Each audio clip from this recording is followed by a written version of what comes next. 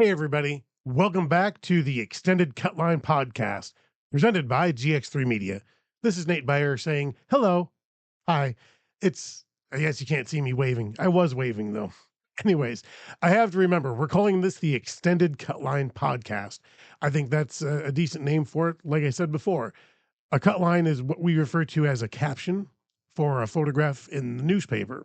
And to talk about an extended cut line, it usually goes with a standalone photograph, a photograph that maybe doesn't get bundled up with an actual story because there maybe isn't that much of a story to put with it, but it provides extra information other than so and so ran the ball forward, so and so made the shot in the third quarter. There's a little bit deeper dive to that. Anyways, that's kind of the meaning behind that idea of the extended cut line. It's the first week of September. We are now fully immersed. I think in all sports, we are fully immersed in our 2025 fall sports season. And I still have a lot of work to do to immerse myself in the fall sports season. Anyways, this week was a great week. I enjoyed enough outside time. I mean, our Monday was a free day because we had Labor Day, and then we kind of meandered through the week. I did, I think, about as best I could with the schedule I wanted to lay out. I didn't get to as many sporting events as I typically would like to, but I'm not going to sweat the little details because what we did see, I think we did a good job of. So we're going to lead off today. I'll just walk you through my week. Monday, we had team photos with Lafarge Volleyball. On Tuesday, I ended up watching soccer in Toma, and I made a run to Strum and to Osseo Fairchild for volleyball. Wednesday, I had team photos at Melrose Medoro. Thursday, I ran to Iowa for a football game. And Friday, I ended up at Whitehall and GET for football. Saturday, I ran up to Eau Claire for football. And on the way, I stopped at Black River Falls for volleyball. And along the way afterward, I watched a little tennis.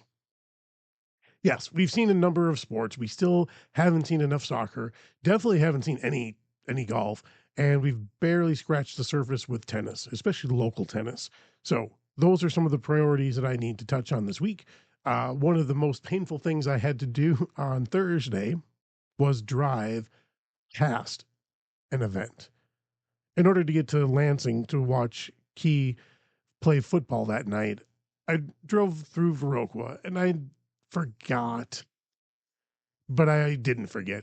As I drove through town, I looked over at the fairgrounds, and it's buzzing with people, teeming with people, and everything going on there because they had cross country.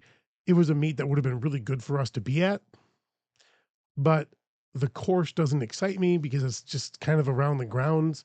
At the fairgrounds, there aren't necessarily hills, trees, things that I'd like to see when it comes to cross country. And the timing didn't work out. There wasn't any way for me to go watch both races and still get to football on time. So I had to choose one or the other, and I chose football. That's okay. That's how it goes. We will see more cross country. It is coming. We do a pretty good job when we get to the postseason of covering as many teams and sectionals and conference meets as we can. Anyways, that was the front half of our week. Like I said, we did the best we could, I think, with the time that we had. It was a fun week. Anyways, I'm going to try to do a couple things differently today. I do want to get through our football scores because I like running through that scoreboard throughout the show.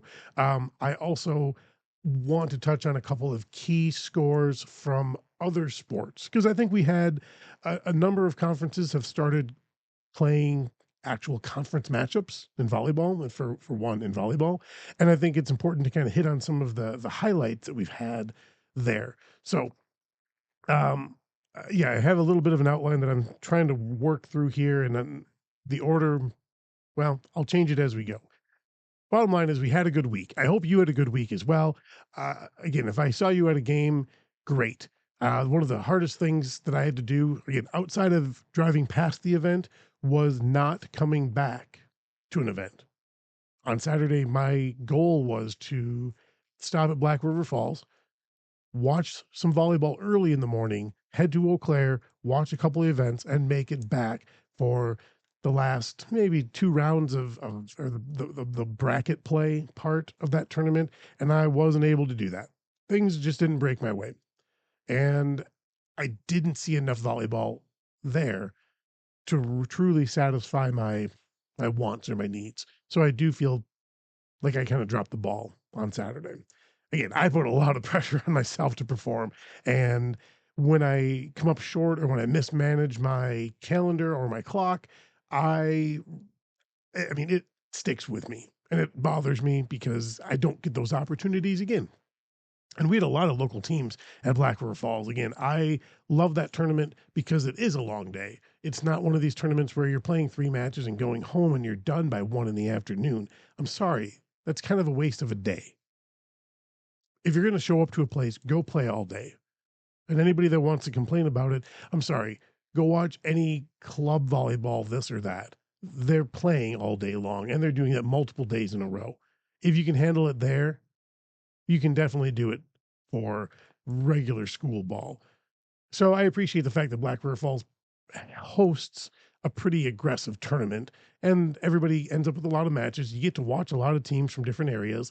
Although I think we had 5 Dairyland Conference teams there and three Ridge and Valley teams.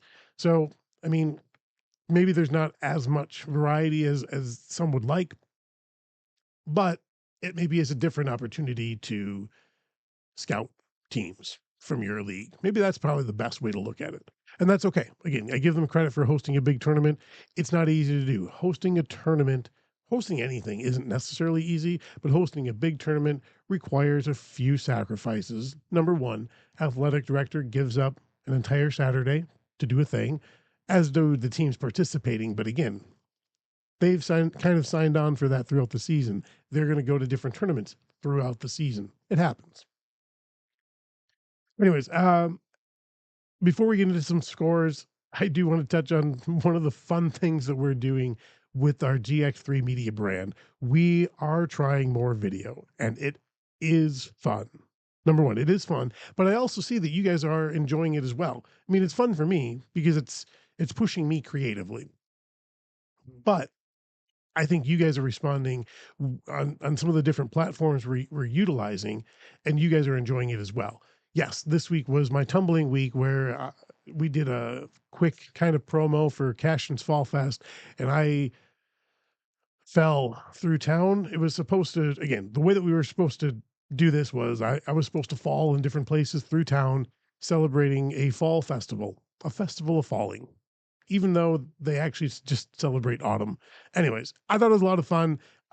It was painful. It was honestly painful in a number of shots that we did, and most everything we did in one take. Although I think our finale took 3 or 4 tries, and I don't know if we ever completely got it the way that I liked. Tumbling down a hill, looking at what I did, I could have done that better. Um, what was the other one? Oh yeah, when we went through those little garden area in the middle of town, those uneven blocks of cement were not super fun to tumble across. But we did it because I thought it was important for me to commit to the bit, buy in, and uh, leave it all out on the road, I guess. But if you haven't seen it, go take a look. It's me tumbling, and I'm pretty proud of the fact that I put myself through kind of real pain for the performance. It was cool. Um, Again, we're trying some different things, and I think the day after was Thursday, and I introduced some highlights for that key game in Iowa by running up on the bluff and doing a stand up there. Again, what did I like about it? I love the fact that I utilized the bluff location. Number one, I love that park. That park is one of my top 3 places to go. And I probably should be going there today, but it's Cash and Fall Fest. I know the parade's coming up here shortly as I record this morning. Um, so I probably can't leave town. I mean, Logan wants to go there too, but she's got to be here for other responsibilities. Anyways, we'll get there. That's one of our favorite places to go. It's a great place to spend at least a couple hours. I mean, the trails are enough to get me back there time and time again. It's quiet. It's a little off the beaten path, and most of the tourists aren't going to walk around on the trails that kind of circumnavigate the hill, the bluff, whatever. All right, let's get into some scores. So let's first of all talk football. We'll hit on these other sports. That's fine, but I'm going to hit on football because it was our first week of conference play in just about everywhere, unless you had a weird, uneven number of schools in your conference. And we had some fun games. We had some really fun games in certain places. I'm going to start in the Cooley Conference because the Cooley Conference was intriguing to me simply because coming into this week, we had 5 teams in the Cooley that hadn't won a game. Now, do I think the Cooley is a really, really strong football league? Obviously, if you have 5 teams that couldn't win a non-conference game, it's hard to say that that conference is incredibly strong. However, the best case scenario happened in terms of scheduling. 4 of those 5 teams played each other. I think that was tremendous scheduling. Whether it, again, you can't plan it to go that way, but I mean, it was lucky that happened. And I say it was fortuitous planning simply because now instead of having your extremely good teams, let's say, or your teams that should, that we expect to win, just come up with blowouts, which there was a blowout, don't get me wrong. There were a couple of blowouts, but you had teams that hadn't won playing each other.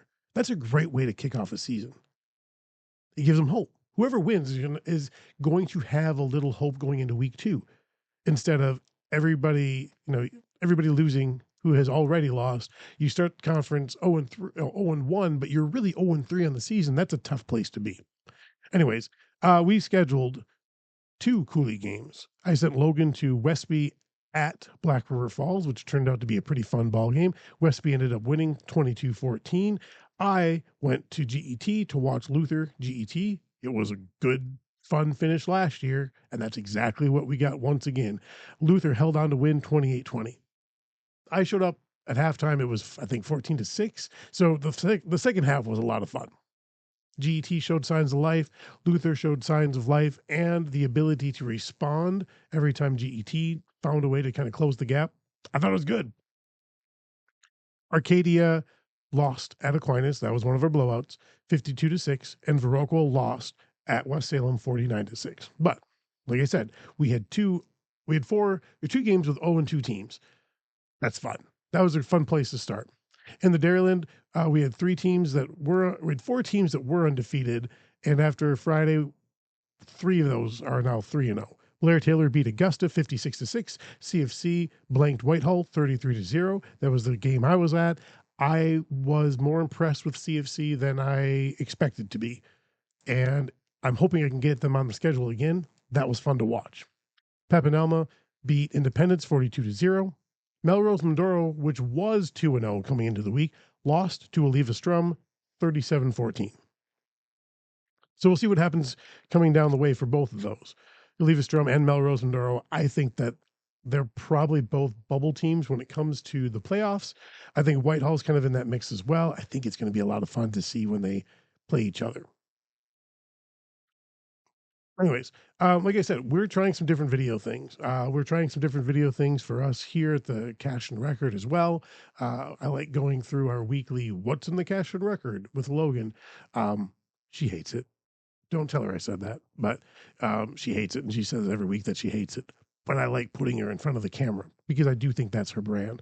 But we're having fun doing that, and I think we're getting better at it takes a lot to perform in a way in front of the camera, and having to go through that or force myself to go through it week to week is good. Like I said, I did this stand up before that game down in Lansing, Iowa, to watch Key High School. I did 3 different takes, and I think I forced myself to do a couple of takes on the bluff, and then I did a stand up at halftime, and I forced myself to do it 3 different times, even though I thought the first one was adequate. The reason I forced myself to do it was to get better at it, because every time I do it, I'm getting better. I'm trying to be more relaxed. And like I've probably shared before, I'm paranoid to do some of these things with people around me because I know that they're going to point and stare and whatever. I will get over that. I just need to keep putting myself in these somewhat uncomfortable positions. Now, like I said, we had a couple of what I thought were fun games, and when it comes to scheduling this time of year for football, when it comes to Fridays, I want to give us interesting games, but it's also our opportunity to watch certain teams that we maybe will not give the same opportunities to in weeks 7, 8, 9. The way that we plan our schedule out, weeks 1, 2, 3. Let's see what we can see. Now we have a gauge for who's good, bad, middle. So weeks 4, 5, 6, we're going to do something a little different. Weeks 7, 8, 9. Come on, 7, 8, 9. We have to watch winners. If we watch any losers, or non-playoff qualifying teams, I'm sorry. Like, it's only because you're playing somebody that we need to see who's actually good. It's a juggling act. It really is. All right. This morning, I feel pretty bright-eyed and bushy-tailed. I'd like to hit on some news. So let's hit on some scores to know. All right. Like I said, we're going to talk about football scores throughout the show, but scores to know. There were some, I thought, some pretty impressive conference games that happened this week when it came to volleyball. We started play in the Scenic Bluffs and in the Ridge and Valley in terms of volleyball. Conference play is always fun. I think that the Scenic Bluffs is still one of the better small school volleyball conferences you're going to find. Year in, year out, our best teams typically fare pretty well in the tournament, and they fare pretty well compared to even some of the bigger schools in the area. Anyways, the game that one of the games that Logan went to was Royal at Hillsborough. We sent our writer there to focus on that game as well, simply because Hillsborough is the defending Scenic Bluffs Conference champion. And Royal is a team that I think a lot of people are looking at as being this year's potential conference champion. Yeah, that's an easy matchup to go to. Also, Waniwak was at home against Cashin. I didn't know how that game would play out, but it played out in relatively interesting fashion. Waniwak held on to win 3-2. That's a fun thing. And Royal ended up beating Hillsborough 3-1. If I remember correctly, Bangor beat New Lisbon 3-0, and Brookwood swept Necedah. Brookwood's another team that we're going to keep an eye on because they're going to be in that conference title mix. That's fun. In the Ridge, well, the defending conference champion, which is Ithaca, opened with a 3-0 win over Kickapoo. Let's see what happens the rest of the way. I would imagine like Seneca is probably not out of the mix. Maybe DeSoto can find a way to cause some problems. Wazeeka could cause some problems as well. Let's see what happens in that league. That's always interesting, I think. I was surprised when I got the email regarding the Mississippi Valley Conference teams. Toma moved to 2-0 with a 3-0 sweep of Onalaska.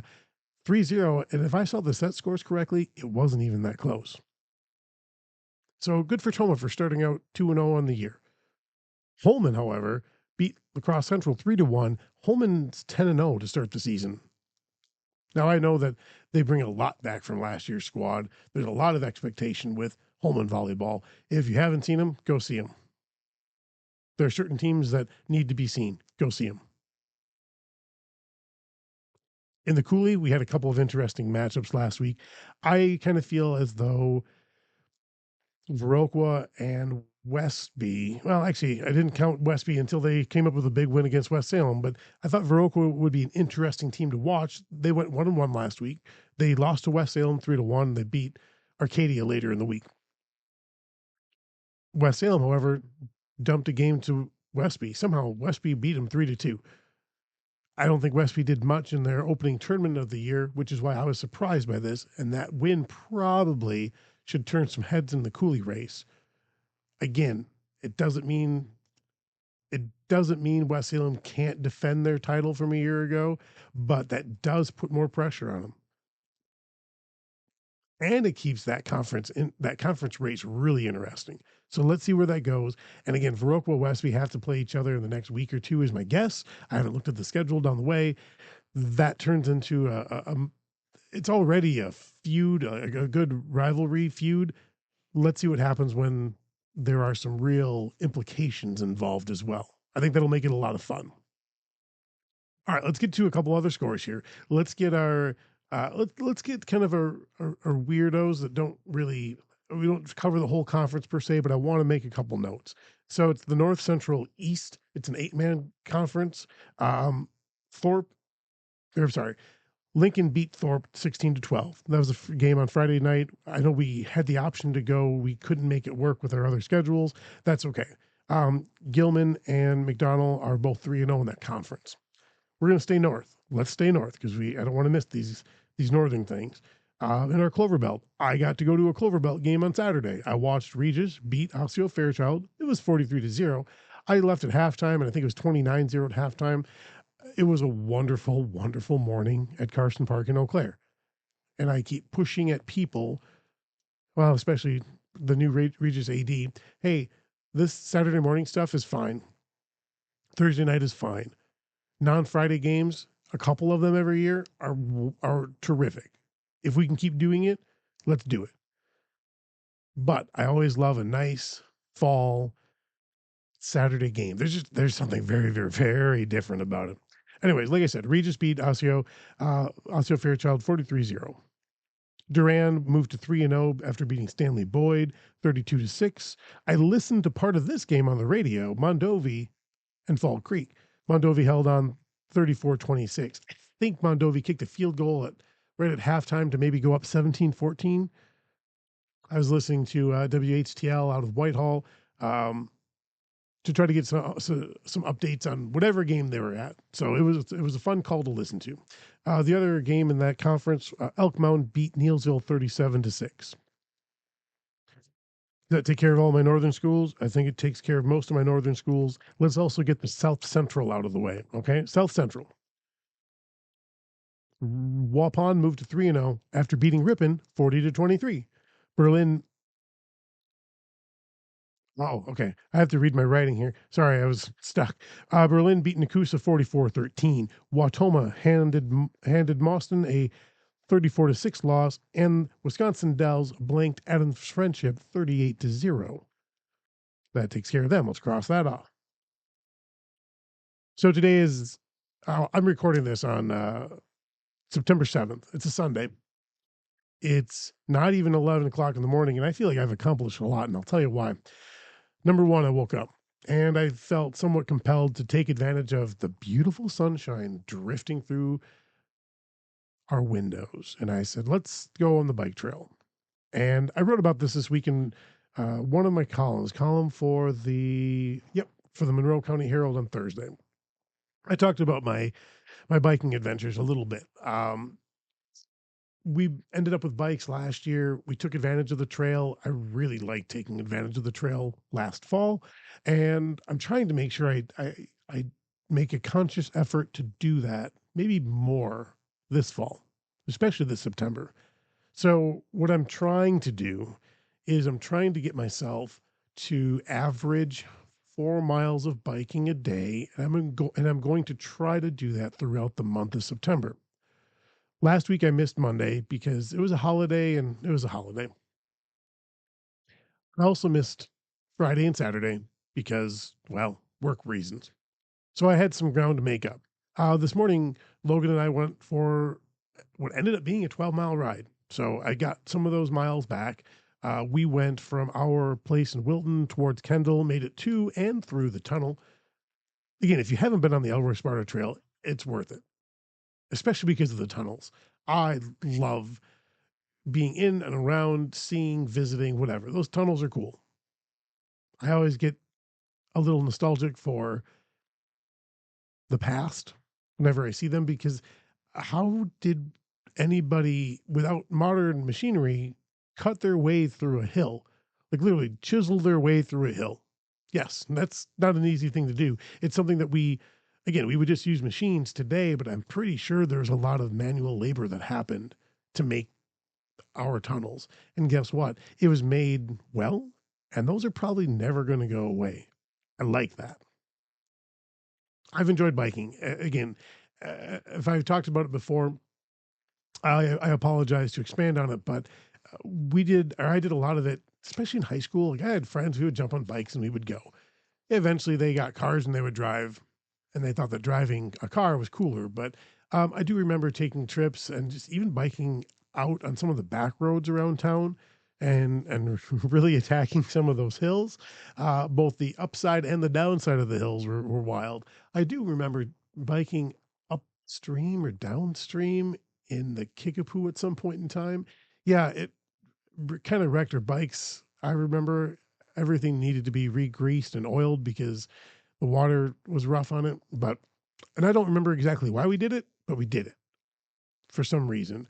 Um, the Kickapoo by us in Wilton isn't really that deep, so you can take a normal sized bike and actually pretty much pedal your way through it if you really try. Anyways, doing we started biking again last year. I really have enjoyed it, and our trail time is wonderful. The only thing I hate is I am seeing how fall is affecting everything, and then and we are yeah, we're tumbling and hurtling towards fall faster than what I would have liked. Anyways, what do we have coming up this week? I really don't know. I don't think I have anything scheduled for team photos. Maybe I have something on Wednesday with the Turbo Golf. I've got to double check that. Again, we're kind of beyond that for the most part. We've got a couple teams that will still need to get team photos done, but this week I think it's going to be all business. We're going to turn our face towards covering sports and bringing and sharing as many of those photos as we can with you guys through our social media pages. Again, if you don't follow our social media pages, you should. Nate Beyer, GX3 Medium, GX3 Medium. I think the X account is NBGX3 Media, because I think somehow GX3 Media was taken, or I want my name attached to it, kind of as well. Anyways, take a look. If you hadn't followed anything, if you're following the YouTube page, great. Again, we celebrated 100 subs last week. At some point last week, I got a notification about that. Again, it's not much, but I like to celebrate these little things. And I still keep meaning to celebrate the big the big numbers that we've gone through with some of our other pages, pages and accounts and platforms, because those have all reached certain milestones. And, I know we're 2 or 3 months late, but I still want to celebrate those things. Why? Because it's not possible without you paying attention to what we're doing and clicking those likes and share buttons. Again, those are very important to our metrics and to how people see our stuff. Not just how you individually see it, but how others get to view the things that we're sharing. And I hope that we're sharing some cool stuff. Honestly, I know that we have a lot of stuff we haven't shared. A lot of it just comes down to time. We just don't have enough time. And obviously, I'm wasting time today trying to talk into the can to see what you want to hear when it comes to sport things. One more news nugget. Big news. Um, Team State Wrestling is moving to lacrosse this year. I got a notification about that. Was it Wednesday, Thursday?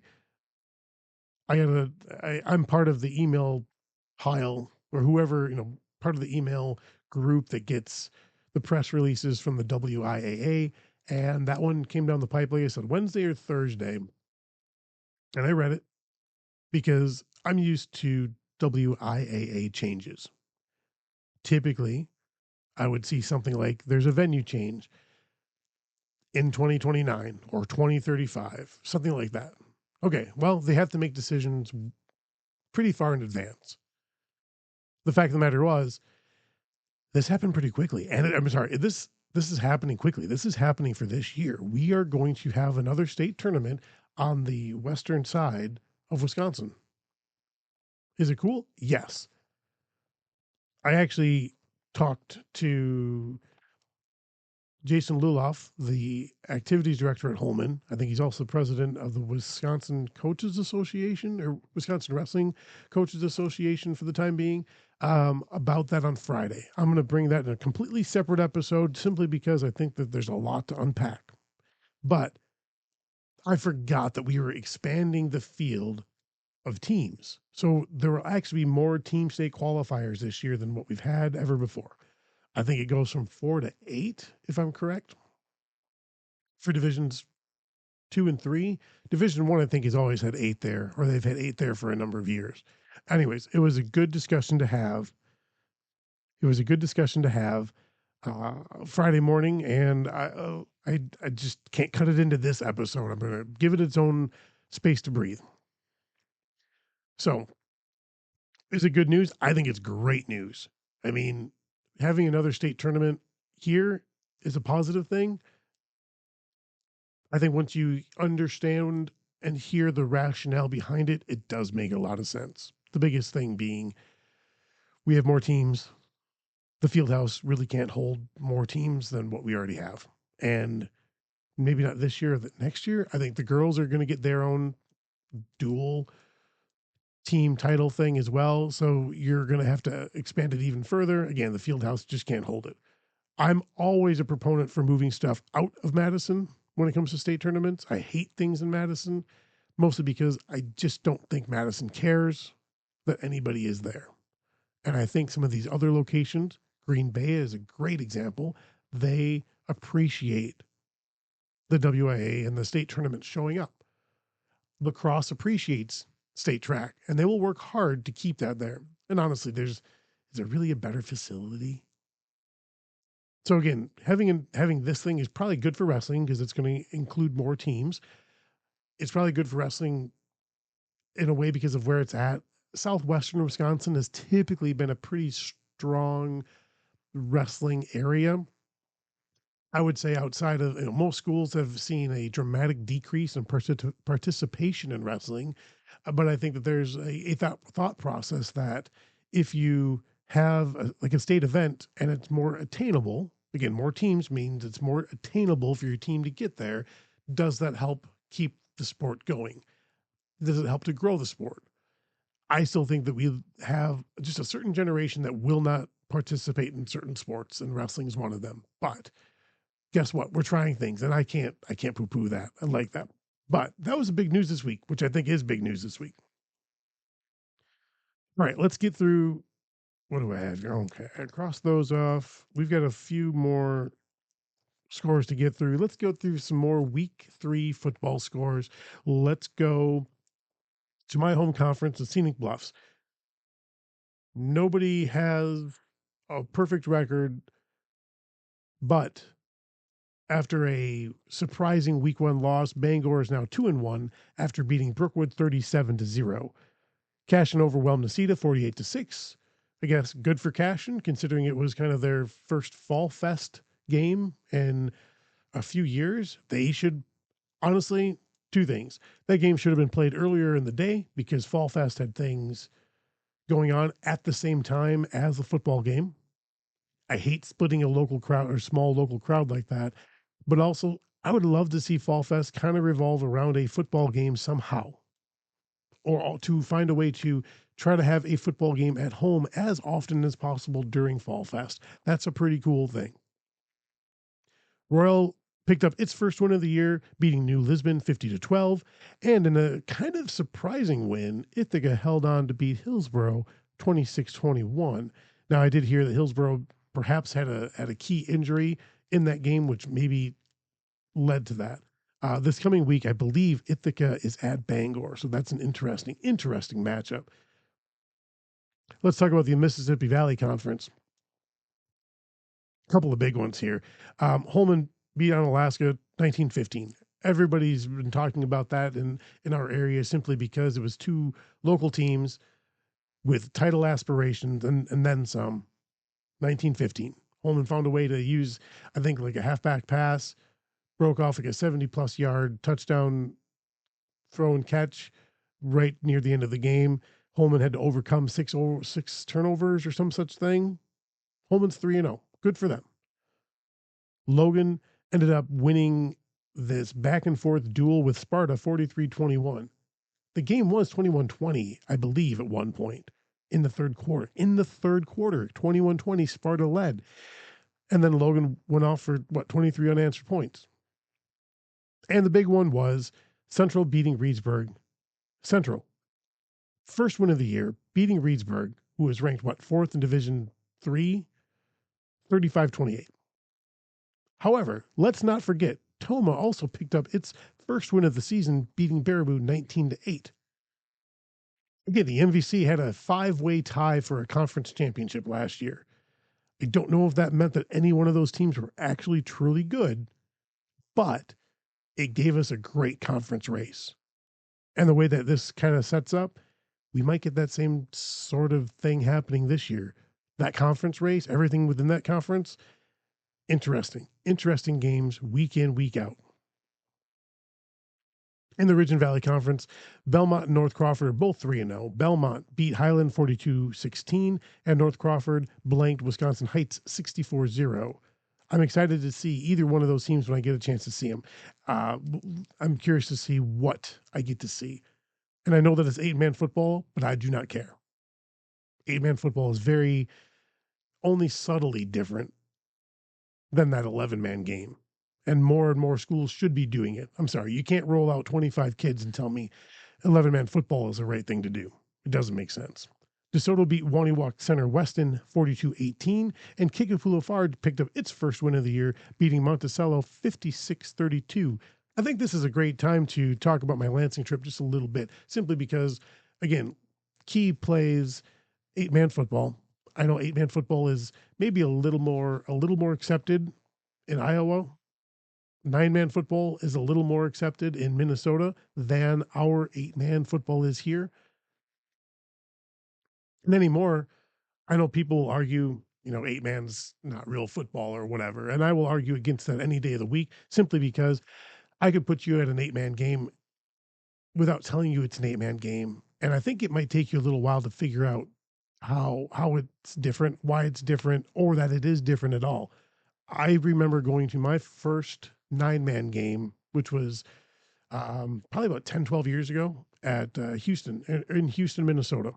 And I just had this vision in my head. 9-man football is going to look so different. Let's see how does the game get played? How do you do it? And then I showed up and I watched and I enjoyed what I saw, and I got done and I said, okay, so how is that different? I understand that there are different bodies on the field. I understand that different quote unquote positions can do some different things, but essentially, if you can't tackle, you're not going to win. If you can't run the ball forward, you can't win. If you don't have somebody blocking, you're probably not going to win. If you have a stud running back that can run the ball forward, you're probably going to be okay.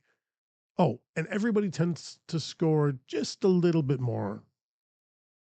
What I saw was Key ended up losing. I think the game ended up being 63-20. It was 44-20 at halftime. But that first quarter, I think I saw 5 touchdowns. I mean, let's face it. You can say you don't like the idea of this 8-man football because you play football with 11. Okay. Okay. Great. But what parent in the stands doesn't get excited when their own team scores? Right? So it doesn't matter. 8, 11, 6. I mean, some places are playing 6-man football in this country. It simply comes down to numbers, pure body economics. If you only have 10 kids, you really can't play 11-man football. I have no problem with co-ops. People don't like co-ops either. But at the end of the day, I think we have to understand kids are not playing football at the rate they used to. We also don't have as many kids as we used to, period. So if we have less kids and less of those kids are playing football, we just have less kids in football. That's okay. We can find different solutions. And one of them is 8-man football. So what I noticed at Key was they do play with an 80-yard field. Most of our schools on this side of the river play with that full 100-yard field yet, simply because the goalposts are already there. So there's no reason to change them. The field is a little narrower, but guess what? Easton Valley, which was the visiting team that particular night at Key, uh, they did a good job of evading tackles that probably should have been made, but they weren't. So again, if you can't tackle, can't wrap up, can't finish the tackle, the other kid, the ball carrier is going to get free and they're going to run forward. And that's what happened a lot of times there. I had a number of video clips where it looked like either the quarterback, the running back should have been stopped at the line of scrimmage, just behind the line of scrimmage. But one little step here, one little step there, boom, kid's gone. I don't have a problem with 8-man football. I enjoy it. I enjoy watching it. It's football. I wish more would buy in or be less against it, let's say. Because quite honestly, I look at what we have in a lot of our Dairyland schools, a lot of our Scenic Bluff schools. We have a number of these Six Rivers schools. It's the same thing. You've got 20 to 30 kids and you're trying to play 11-man football. That's, to me, you're flirting with disaster at times when you could play 8-man and still have an opportunity for your younger, less developed kids to play JV ball. If you can't play junior varsity ball, you're in trouble and your program's in trouble for years to come. I think that's the end. That's kind of my bottom line. If you can't have a JV team, you're in trouble. Anyways, we're going to get off that soapbox a little bit. Again, understand I do like 8-man football. I like 11-man football. I don't care who co-ops to make teams happen. Even if you co-op to make it an 8-man team, I don't care. I want kids to do a sport. I want kids to try football. I never tried it. That's my, that was me. I never thought that I was going to be good enough. I never was really pushed to do it. And I also think that there was this nagging phantom idea, at least that my mom planted at some point in time. Well, I don't want you to play football because I don't want you to get hurt. Well, guess what? Sometimes kids need to get hurt. There's a good way and a bad way to do it. And it toughens them up. So I've come around to that idea. I wrestled and I got toughened up a little bit. I was terrible at wrestling too. If I was terrible at wrestling, I probably would have been terrible at football. However, like I said, like I've probably said before, there's a sport for every kid somewhere. All right, let's finish up some of our scores and let's get this thing wrapped up. I want to keep this episode a little shorter today. So we got through the Ridge and Valley, right? Got through the MVC. So we've got our 3 Southern conferences to talk about. Let's go Six Rivers first. Blackhawk, Potosi, Seneca, Wazeeka, Steuben are all 3-0. Blackhawk beat River Ridge 30-22. Potosi, Cassville beat Riverdale 45-7, and the Seneca, Wazeeka, Steuben co-op held off Iowa Grant 40-20. The other game in that league, Pecatana picked up its first win, beating Boscobel 50-28. In the SWC, the Southwest Wisconsin Conference, remember, it's not just letters, that actually stands for something. New Glarus, I think, is 3-0, beating Dodgeville 27-6.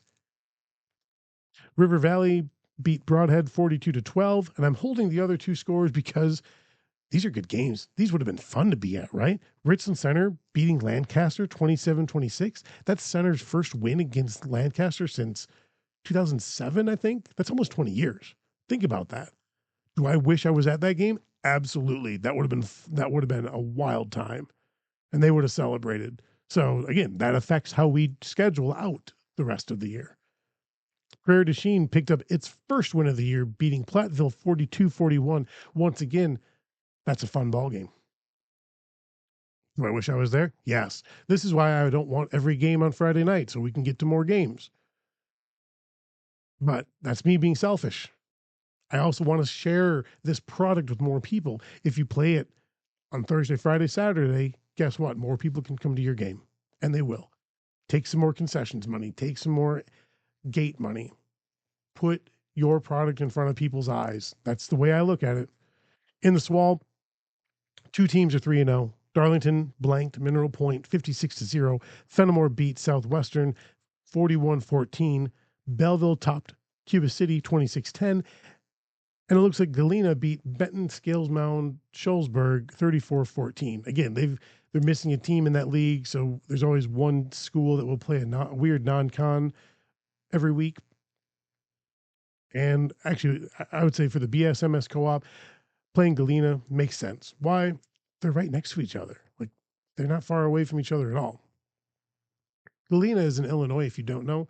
If you don't know your geography, I'll teach you. I love learning about the geography, and I love learning where places are. All right, we're going to wrap things up here. I think less is more, and we've gone for about 45 minutes as it is. Anyways, like I said, we're going to talk about Team State Wrestling later in the week. I've got a great interview lined up for that. We're going to go see some more sports this week. We're going to talk about those. If I need to hit on some different sport things as we go, please bring it up. I need to bring some guests on because I think you guys deserve to hear more than just my own voice. It's just hard to set up a schedule that works for me and for them so I can bring them on and have them talk. But we'll keep trying. If you have ideas of either a legendary coach, good coach, talkative coach, or, that's fine. Maybe there's somebody that's not necessarily a coach. Maybe there's somebody that keeps stats, somebody that is just haunting your game that should be looked at. Anyways, Nate Beyer for the GX3 Media Podcast, which is the extended Cutline. I appreciate you guys listening. Let's have a great sport week. And if you know of a great place to go for a sporting game, toss me a line. Thanks, everybody. We'll see you along the sports trail.